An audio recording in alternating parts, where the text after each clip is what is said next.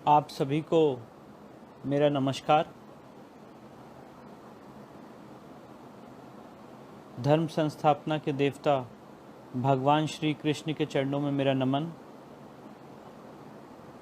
आज मुझे ये अवसर मिला है कि मैं माननीय पुष्पेंद्र कुलश्रेष्ठ जी के पेज पे आके अपनी बात रखूं और उन्होंने मुझे ये अवसर प्रदान किया है कि मैं आप सबसे इंटरैक्ट कर सकूं और श्री कृष्ण जन्मभूमि का इतिहास और उसका जो मुकदमा मैंने दायर किया है वो आपके सामने रख सकूं।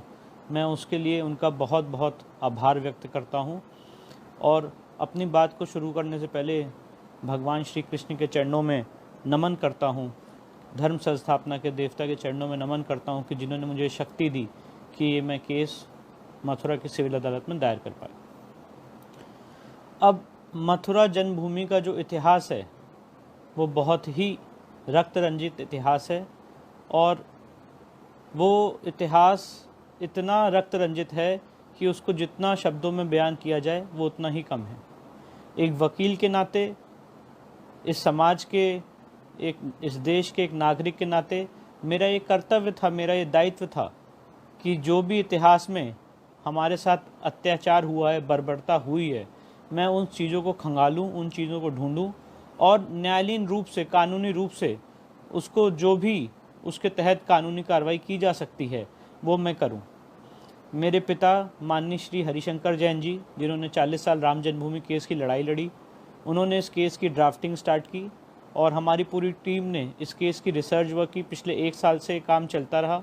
जो रिसर्च वर्क और ड्राफ्टिंग थी वो उसमें हम लोग जुड़े रहे और सारे तथ्यों को खंगालने के बाद, सारे इतिहासों को खंगालने के बाद जो गूढ़ बात निकल के आई वो आज मैं आपके सामने रखना चाहता हूँ। सबसे पहले कृष्ण जन्मभूमि 1618 से पहले बहुत बार आक्रांताओं ने तोड़ा है, डिमोलिश किया है। इसका हमें इतिहास में वर्णन मिलता है, जिक्र मिलता है। पर जो लास्ट कृष्ण जन्मभूमि को बनाया गया वो 1618 में राजा वीर सिंह बुंदेला ने 33 लाख रुपए की कॉस्ट से बनवाया कृष्ण जन्मभूमि।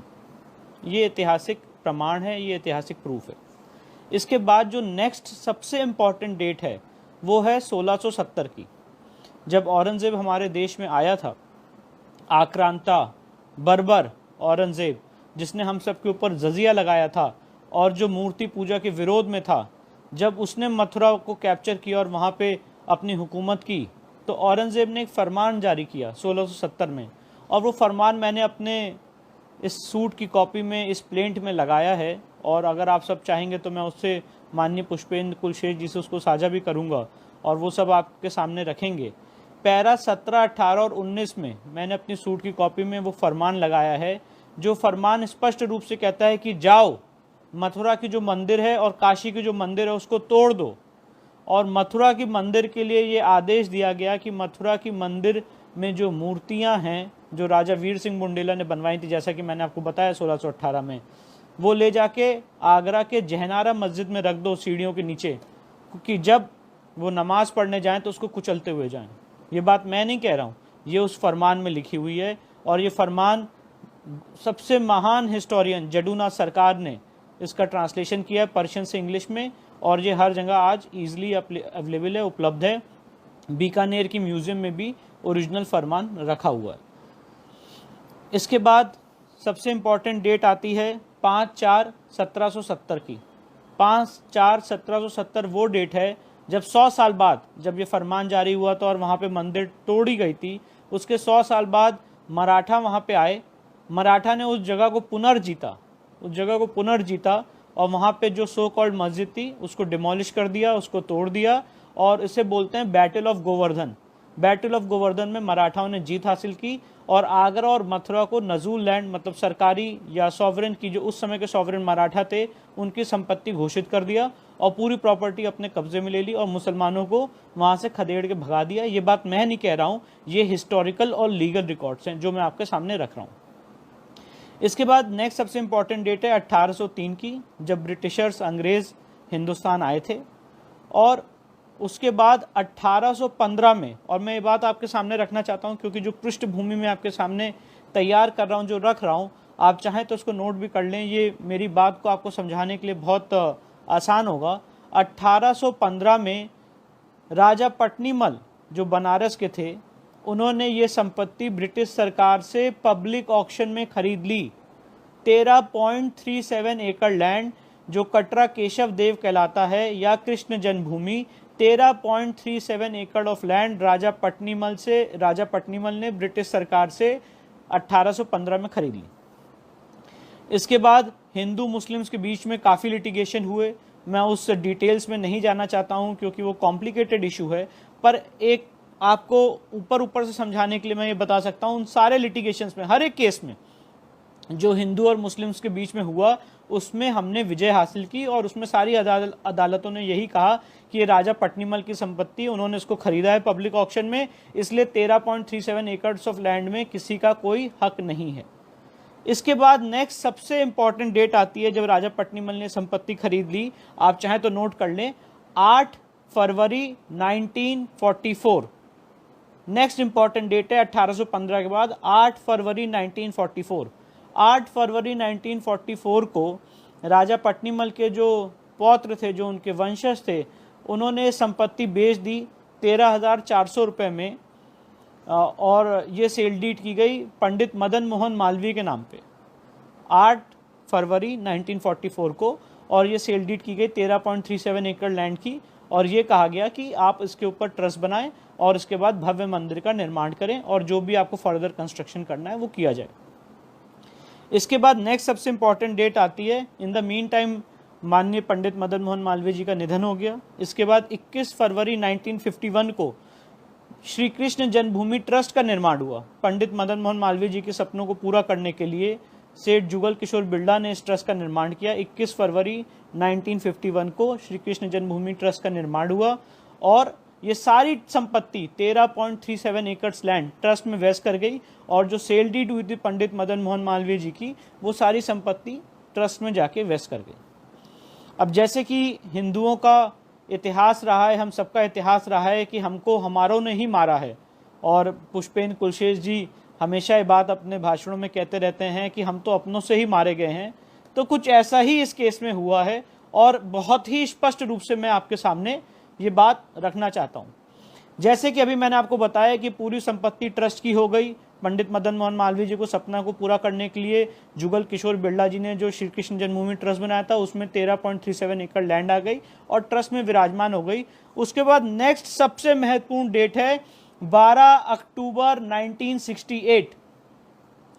12 अक्टूबर 1968 को एक मुकदमा दायर हुआ था, एक मुकदमा दायर किया था, और आप चाहें तो उसको नोट कर लें। श्री कृष्ण जन्मस्थान सेवा संघ, श्री कृष्ण जन्मस्थान सेवा संघ ने एक मुकदमा दायर किया ईदगाह मस्जिद के खिलाफ, और ये कहा कि ये इंक्रोचमेंट कर रहे हैं, ये हमारी जमीन में घुस आ रहे हैं, इसलिए इनको रोक दिया जाए, इनको मना कर दिया जाए। और 12 अक्टूबर 1968 को इस केस में कॉम्प्रोमाइज हो गया। और कॉम्प्रोमाइज क्या हुआ?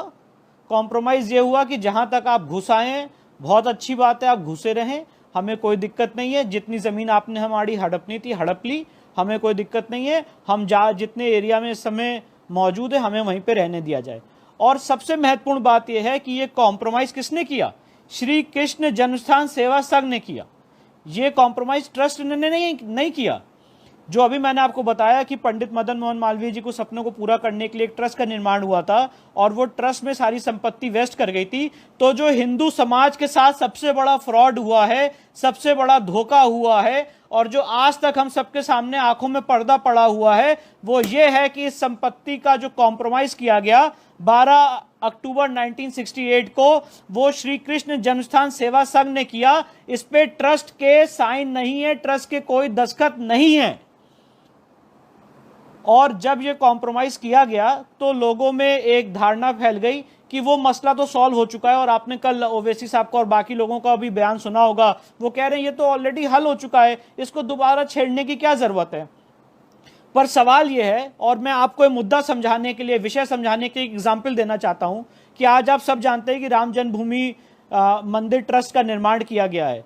आज अगर राम मंदिर ट्रस्ट का कोई जो ट्रस्टी है या जो वो बॉडी है, अगर वो किसी समझौते पे साइन ना करे और मैं कोई एक फर्जी सोसाइटी बना के राम मंदिर की कोई जमीन पे साइन, राम मंदिर की कोई भी जमीन, 1 इंच जमीन भी किसी और को दे दूं, तो मैं आपसे पूछना चाहता हूं लेमैन लैंग्वेज में कि क्या उस समझौते की कोई वैलिडिटी होगी?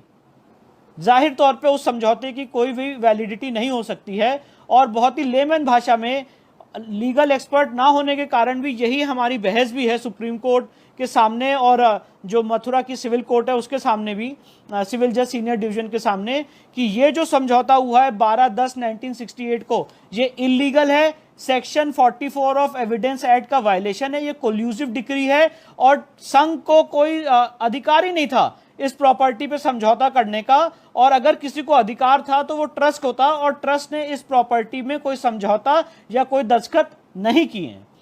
अब इसके बाद 12/10/1968 का जो समझौता हुआ उसके एवज में 20 जुलाई 1973 को डिक्री पास कर दी गई। डिक्री का अगर मैं स्पष्ट बहुत सरल भाषा में समझाऊं तो जजमेंट पास कर दिया गया कोर्ट का, मथुरा की सिविल कोर्ट ने जजमेंट पास कर दिया और इस समझौते को मान्य घोषित कर दिया। अब सुप्रीम कोर्ट के एक नहीं, एक हजारों बहुत सारे जजमेंट्स हैं, सीरीज ऑफ जजमेंट्स हैं जो मुझे ये हक देते हैं, मुझे ये राइट देते हैं कि अगर कोई कॉम्प्रोमाइज फ्रॉड से किया गया है, कोल्यूसिव है, सेक्शन 44 ऑफ एविडेंस एक्ट का वायलेशन है, तो आप उसको कभी भी चैलेंज कर सकते हैं। और इसीलिए मैंने ये समझौता, ये कॉम्प्रोमाइज मथुरा की सिविल अदालत में दायर किया है और मैंने ये मांग की है कि जो स्थिति थी 1968 के पहले की, वो स्थिति रेस्टोर की जाए। 13 पॉइंट, ये केस हमारा राम जन्मभूमि केस से भी बेटर केस है। ये बात मैं आपके सामने एज ए लॉयर रखना चाहता हूं। यहां पे हमारे पास प्रॉपर्टी खरीदने के डॉक्यूमेंट्स हैं, यहां पे हमारे पास हमारा उसी जगह पे बिलीफ, फेथ और आस्था थी, इसके डॉक्यूमेंट्स हैं। मराठाओं ने जंग जीती वहां पे बैटल ऑफ गोवर्धन में, उसके डॉक्यूमेंट्स है। राजा पट्नीमल ने इसको ऑक्शन में खरीदा, इसके डॉक्यूमेंट है। औरंगजेब के वहां पे मंदिर तोड़ने के फरमान है, उसके डॉक्यूमेंट्स हैं। तो डॉक्यूमेंट्री एविडेंस पे हमारा केस कहीं से भी वीक नहीं है और ये बहुत ही बेटर केस है। सारी की सारी दिक्कत तब हुई है जब संघ ने वहां पे 12 अक्टूबर 1968 को कॉम्प्रोमाइज किया है और जो इलीगल पोजीशन में आ गए, जो गलत तरीके से भगवान की संपत्ति में घुस आए, उसके ऊपर उन्होंने उसको मान्य कर दिया। ये हमारा सबसे बड़ा रोष है, ये हमारा सबसे बड़ा दुख है और इसी को लेते हुए मथुरा की सिविल कोर्ट में मैंने दावा दायर किया है। अब ये दावा मैंने भगवान की तरफ से दायर किया है, भगवान श्री कृष्ण विराजमान। और ये कॉन्सेप्ट भी मैं आपके सामने एक्सप्लेन करना चाहता हूं कि ये दावा भगवान ने क्यों दायर किया है। अब हिंदू लॉ में अगर आप राम जन्मभूमि केस के पैरा 116 को पढ़ेंगे तो उसमें बड़ी खूबसूरती से सुप्रीम कोर्ट के 5 जजेस ने यह एक्सप्लेन किया है कि अगर कोई आदमी मंदिर बनाना चाहता है और मंदिर बनाने का संकल्प लेता है कि मैं आज मंदिर बनाने का संकल्प ले रहा हूं, उसके लिए जो भी दान दक्षिणा करता है और उसके एवज में वो मंदिर बनता है, तो उसके बाद अगर कोई भी आक्रांता, और ये बात बहुत इंपॉर्टेंट है, इसको प्लीज नोट करिएगा, उसके बाद अगर कोई भी आक्रांता, कोई भी इन्वेडर, कोई भी व्यक्ति आके अगर उस मंदिर को तोड़ता है तो वो संकल्प अमर रहता है, वो संकल्प अमिट रहता है, वो संकल्प कभी नहीं हट सकता है। ये मैं नहीं कह रहा हूं, सुप्रीम कोर्ट के 5 जजेस ने राम जन्मभूमि के केस में पैरा 116 में कहा है। और आप सबसे मैं गुजारिश करूंगा, रिक्वेस्ट करूंगा कि, और माननीय कुलश्रेष्ठ जी से भी गुजारिश करूंगा क्योंकि वो इतने लर्नेड व्यक्ति हैं कि वो इसको समाज में लोगों के सामने लेके जाएं, राम जन्मभूमि का पैरा 116। तो जो राजा पट्नीमल ने, उनके हेयर्स ने, पंडित मदन मोहन मालवीय ने भगवान श्री कृष्ण जन्मभूमि को वहां पे भव्य मंदिर निर्माण करने के लिए जो संकल्प लिया था कि वहां पे भव्य मंदिर का निर्माण हो, वो संकल्प अमर है, वो संकल्प अमिट है। और इसी के लिए वहां पे कभी भी कोई भी आ जाए, कोई भी फेक कॉम्प्रोमाइज कर ले, डेटी की प्रॉपर्टी से, भगवान की प्रॉपर्टी से 1 इंच का भी समझौता नहीं कर सकता है। और मैं अपने आर्गुमेंट को एक स्टेप फर्दर ले जाना चाहता हूं कि अगर मान लिया जाए कल को ट्रस्ट, चाहे राम मंदिर ट्रस्ट हो, चाहे कृष्ण जन्मभूमि ट्रस्ट हो, वो अगर भगवान की संपत्ति से समझौता करना चाहता है भगवान के इंटरेस्ट के खिलाफ, तो वो भी नहीं कर सकता है। भगवान के इंटरेस्ट के खिलाफ कोई काम नहीं कर सकता है। और ट्रस्ट का निर्माण इसीलिए किया जाता है, या किसी भी सेवा संस्था का निर्माण इसलिए किया जाता है कि वो भगवान के इंटरेस्ट को प्रोटेक्ट करे। और यहाँ पे आप देख रहे हैं कि एक फर्जी सोसाइटी जिसका इस जगह से कोई मतलब नहीं था, उसने यहाँ पे एक कॉम्प्रोमाइज एंटर कर लिया। और आज हर जगह अखबारों में भी है कि वो कॉम्प्रोमाइज उस समय 1968 में जिला अधिकारी और एसपी के दबाव में किया गया। ये सारी बातें भी आई हैं। तो मैं उसमें नहीं पढ़ना चाहता हूं वो कॉम्प्रोमाइज कैसे किया गया, किस परिस्थिति में किया गया, राजनीतिक दबाव तो नहीं था, मैं उसमें नहीं जाना चाहता हूं। मैं सिर्फ एक आपके सामने मुद्दा रखना चाहता हूं कि वो कॉम्प्रोमाइज इलीगल है, वो कॉम्प्रोमाइज डेटी के इंटरेस्ट के खिलाफ है, और इस कॉम्प्रोमाइज के एवज में जो डिक्री पास हुई है, आज मैंने मथुरा की अदालत में वो डिक्री चैलेंज की है। मेरा लॉ मुझे परमिट करता है कि 100 साल बाद भी अगर हिंदू समाज को पता चलता है कि भगवान के इंटरेस्ट के खिलाफ कोई काम हुआ है और कोई डिक्री कल्यूसिव है, और अगर कोल्यूजन से, फ्रॉड से ऑब्टेन की गई है, तो उसको चैलेंज किया जा सकता है। ये सुप्रीम कोर्ट के बहुत सारे जजमेंट्स हैं। तो इसी सीरीज, इसी लाइन ऑफ आर्ग्यूमेंट के साथ ये मथुरा की केस में दावा दायर किया गया है। आपके सामने मैं और कुछ तथ्य रखना चाहता हूं कि आपको पिक्चर और क्लियर हो जाए। एक सबसे इंपॉर्टेंट बात यह है कि इस केस में 1921 में 9 मार्च 1921 को एक केस दायर किया था मुसलमानों ने, मुस्लिम्स ने दायर किया था। और ये केस, आप चाहे तो डेट नोट कर लें, ये सब बहुत इंपॉर्टेंट होगा। 16 मार्च 1923 को ये केस डिसमिस हो गया और हिंदू इस केस में जीत गए, और उसमें भी यही बात थी कि हमें मंदिर की जगह दी जाए, उसमें वो हार गए। इसके बाद 1928 में राजा पट्नीमल के जो हेयर्स ने एक केस दायर किया था कि मुस्लिम हमारी संपत्ति में घुस रहे हैं, उनको रोका जाए, वो भी वो केस जीत गए। उसके अगेंस्ट वो फर्स्ट अपील में गए, सेकंड अपील में गए हाई कोर्ट तक, वहां से भी वो हार गए। और ये सेकंड अपील का ऑर्डर है 21 फरवरी 1935 का, जिसमें भी हिंदुओं को जीत मिली। तीसरा सबसे इंपॉर्टेंट दावा दायर हुआ 1946 में, जो मुस्लिम्स ने जब सेल डीड हो गई थी, जैसा मैंने आपको बताया 1944 में, उसके बाद मुस्लिम्स ने दावा दायर किया कि ये सेल डीड गलत हुई है, ये सेल डीड नहीं होनी चाहिए थी। वो दावा भी मुस्लिम्स का डिसमिस हो गया 21 जनवरी 1953 को। आप देखिए कैसे हम बराबर जीतते चले आए हैं, और उसके बाद भी हमारी संपत्ति के साथ कॉम्प्रोमाइज किया गया है। उसके बाद चौथी बात, 12 मई 1964 को श्री कृष्ण जन्मभूमि सेवा संघ ने यह दावा दायर किया, जैसा कि मैंने आपको बताया था, और 1968 में कॉम्प्रोमाइज हुआ है और इसमें सारी संपत्ति लुटा दी गई, दे दी गई। इसके बाद मैं जो बात आपसे कह रहा हूं, क्योंकि ये थोड़ा कंफ्यूजन लगता है, सेवा संघ और श्री कृष्ण जन्मभूमि ट्रस्ट, ये बात हाईकोर्ट ने 23 सितंबर 1997 एक दावा दायर हुआ था 7 मई 1993 को, जिसमें बात रखी गई कि ट्रस्ट जो है वो सही से काम नहीं कर रहा है, ट्रस्ट डिफंक्ट है, तो इसीलिए ये दावा दायर किया गया। और उसमें 23 सितंबर 1997 को हाईकोर्ट ने कहा कि ट्रस्ट अलग है, सेवा संघ अलग है, क्योंकि ये दावा जो दायर किया गया था संघ के खिलाफ किया गया था कि संघ जो है और संघ और ट्रस्ट एक ही है। तो हाईकोर्ट ने कहा नहीं, ट्रस्ट अलग है, ट्रस्ट की एक अलग एंटिटी है, वो 1951 में बना हुआ है, ये संघ एक सोसाइटी है, ये डिफरेंट बॉडी है। इसलिए अगर आपको ट्रस्ट के एक्शंस के खिलाफ कोई दुख है, कोई दर्द है, तो आप ट्रस्ट को पार्टी बनाइए।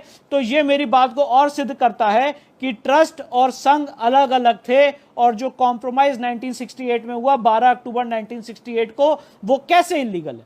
तो ये सारी बातें मैंने आपके सामने रखी, और बराबर मुझसे पिछले 3-4 दिनों से मुझे अपशब्द कहे जा रहे हैं, लांछन लगाए जा रहे हैं, आरोप लगाए जा रहे हैं, थ्रेट दिए जा रहे हैं, धमकियां दी जा रही हैं कि हम तो 40 करोड़ हैं। एक मौलवी ने मुझे धमकी दी टीवी चैनल पे, हम तो 40 करोड़ हैं, हम देख लेंगे आपको। तो मैं तो सिर्फ इतना आप सबके सामने कहना चाहता हूँ, माननीय पुष्पेन कुलशेष जी भी हैं, और उनकी हम सबके सामने साथ ब्लेसिंग्स हैं, आशीर्वाद है। जो मेरे इष्ट देव, मेरे भगवान, मेरे ईश्वर भगवान श्री कृष्ण ने मुझे शक्ति दी है, धर्म संस्थापना के देवता ने, उस शक्ति के हिसाब से मैंने काम किया है। कोई बायोडेटा तैयार करने के लिए, कोई पॉलिटिकल माइलेज लेने के लिए, कहीं जाके अपनी रिक्वेस्ट, अपनी अर्जी लगाने के लिए नहीं किया है। अपने ईश्वर के लिए, अपने ईश्वर के इष्ट देव के सम्मान के लिए ये काम किया है। और मेरा नाम है विष्णु शंकर जैन, और जैन का मतलब होता है जिनेंद्रिय, जिसको अपनी इंद्रियों पे वश हो। तो अपने पद से डिगने वाला मैं व्यक्ति नहीं हूं। अपनी इस लड़ाई को मैं अंत तक लड़ूंगा, अपने सांस के, अपने खून के एक एक कतरे के अंत तक लड़ूंगा। ये आप सबके सामने एक भाषणबाजी करने के लिए नहीं, अपनी भावना व्यक्त करने के लिए बात कह रहा हूं। और एक सवाल रोज पूछे जाते हैं कि अरे आपने दावा दायर कर दिया, आपने प्लेसेस ऑफ वर्शिप एक्ट देखा 1991 का, प्लेसेस ऑफ वर्शिप एक्ट 1991 है, उसके तहत तो आप ये दावा दायर ही नहीं कर सकते थे। अब मुझे समझ में नहीं आता है कि मैं इसको कैसे समझाऊं लोगों को कि प्लेसेस ऑफ वर्शिप एक्ट लोग अधूरा पढ़ते हैं। प्लेसेस ऑफ वर्शिप एक्ट 1991 में स्पष्ट रूप से लिखा हुआ है कि अगर कोई जगह 15 अगस्त 1947 को मंदिर से मस्जिद में तब्दील हो गई है, फॉर एग्जाम्पल मैं समझा रहा हूं आपको इजी भाषा में समझाने के लिए, कि अगर कोई जगह 15 अगस्त 1947 को मंदिर थी या मस्जिद में कन्वर्ट हो गई है, या वाइस वर्सा, अगर मस्जिद थी और मंदिर में कन्वर्ट हो गई है, या मंदिर थी या मस्जिद में कन्वर्ट हो गई, वाइस वर्सा, अगर ऐसी स्थिति है तो उसको कोई आदमी कोर्ट में चैलेंज नहीं कर सकता। ये नरसिम्हा राव की सरकार ने ये एक्ट पारित किया था। अब मैंने जो आपको केस के फैक्ट्स बताए, आप खुद अपने लॉजिक से, अपने विवेक से सोचिए कि यहाँ पे 15 अगस्त 1947 को तो मंदिर थी, वहां पे मस्जिद का नामो निशान नहीं था, और ये जो समझौता हुआ 1968 का, ये 15 अगस्त 1947 के बाद हुआ है, माननीय बात है। तो ये एक्ट तो हमारे पक्ष में है। अगर कोई आदमी, जितने ये मुस्लिम पक्षकार और मुस्लिम धर्म गुरु और जितने ईदगाह ट्रस्ट के लोग यहाँ पे आर्ग्यूमेंट कर रहे हैं टीवी चैनलों पे, मैं तो पुष्पेंद्र कुलशेख जी से रिक्वेस्ट करूंगा कि वो उनसे ये पूछे कि भैया 15 अगस्त 1947 को वहां पे क्या था। अगर आप प्लेसेस ऑफ वर्शिप एक्ट 1991 को मानते हैं तो आप पहले ये बता दी 15 अगस्त 1947 को कहाँ क्या था, और आप उस समय उस मंदिर के आसपास कितने कब्जे में थे, कहाँ घुसे थे। तो पहले तो वो स्थिति रेस्टोर हो जाए। जो मथुरा में आज की डेट में वहां पे एक मस्जिद तामील है, मेरे को क्लियर इंस्ट्रक्शन है आपके सामने, बहुत रिस्पॉन्सिबली ये स्टेटमेंट कहने के और देने के कि आज जो मस्जिद है, ये स्थिति 15 अगस्त 1947 को नहीं थी। ये स्थिति बाद में बनी है, जब कॉम्प्रोमाइज हुआ है तो उसके बाद ये स्थिति उत्पन्न हुई है। और ये जो आप स्वरूप देख रहे हैं वहां पे हमारे भगवान के मंदिर का जो हश्र किया गया है, ये उसके बाद किया गया इस कॉम्प्रोमाइज के आधार पे।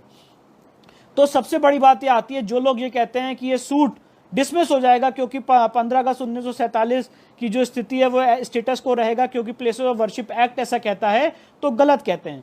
और दूसरी सबसे इंपॉर्टेंट बात यह है कि प्लेसेस ऑफ वर्शिप एक्ट लोग अधूरा पढ़ते हैं।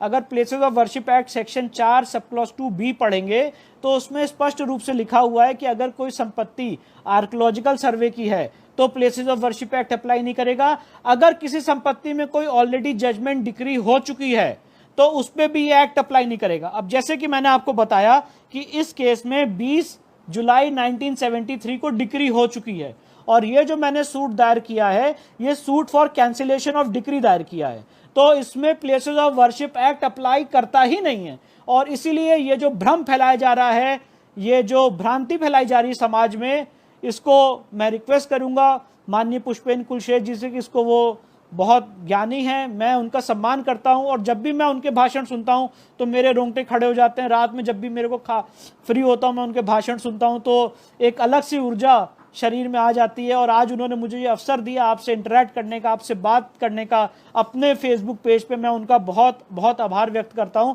और मैं उनसे रिक्वेस्ट करूंगा कि शायद कल मैं रहूं ना रहूं, मुझे नहीं पता, कि ये इतिहास श्री कृष्ण जन्मभूमि का लोगों के सामने जाए, और यही हमारी भावना है, यही हमारी मंशा है, यही हमारा इंटेंशन है।